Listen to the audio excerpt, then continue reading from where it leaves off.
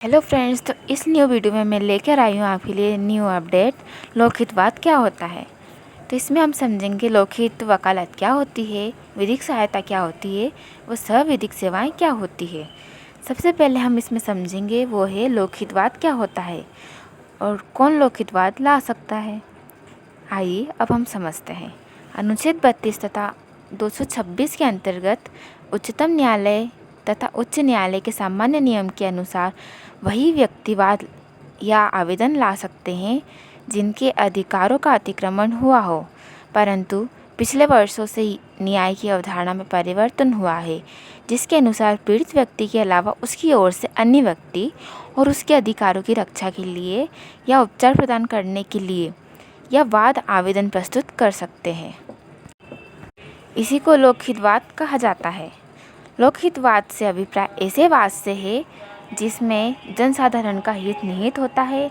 दूसरे शब्दों में यह कहा जा सकता है कि व्यापक जनहित से जुड़ा मामला लोकहितवाद का कहा जा सकता है। लोकहितवाद विधि परिषद के अनुसार क्या होती है।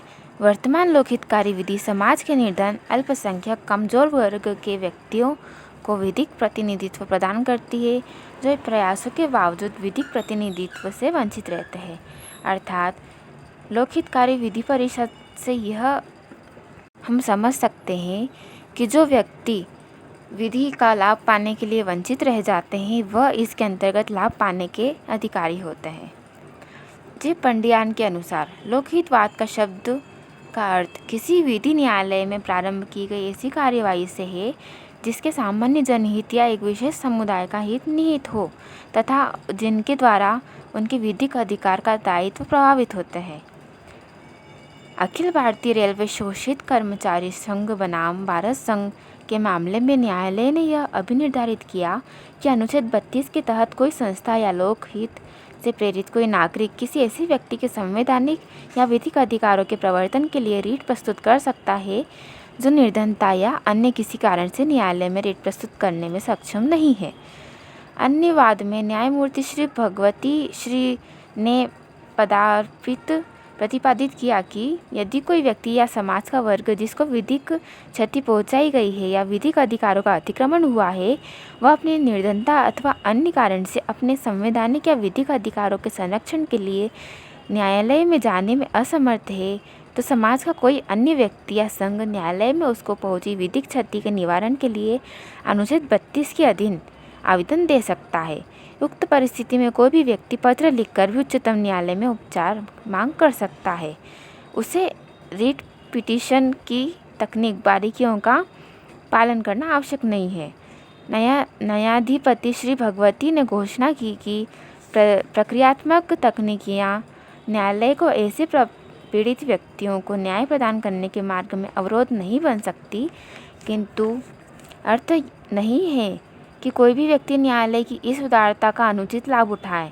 प्रत्येक मामले में न्यायालय उपचार तभी देगा जब उसे समाधान हो जाएगा कि उसके समक्ष आने वाले व्यक्ति का पर्याप्त हित है और वह दुर्भावना से अथवा राजनीतिक उद्देश्य से प्रेरित होकर रीट अधिकारिता का प्रयोग नहीं कर रहा है। वहीं peoples union for democratic rights बनाम भारत संघ के मामले में उच्चतम न्यायालय ने लोकहितवाद के क्षेत्र एवं महत्व को स्पष्ट करते हुए यह अभिनिर्धारित किया है कि समाज के निर्धन और कमजोर वर्ग के लोगों के संविधान और विधिक अधिकारों की संरक्षा कराने में इसका काफ़ी महत्व है। लोकतंत्र में लोकहितवाद विधि शासन का एक आवश्यक तत्व है।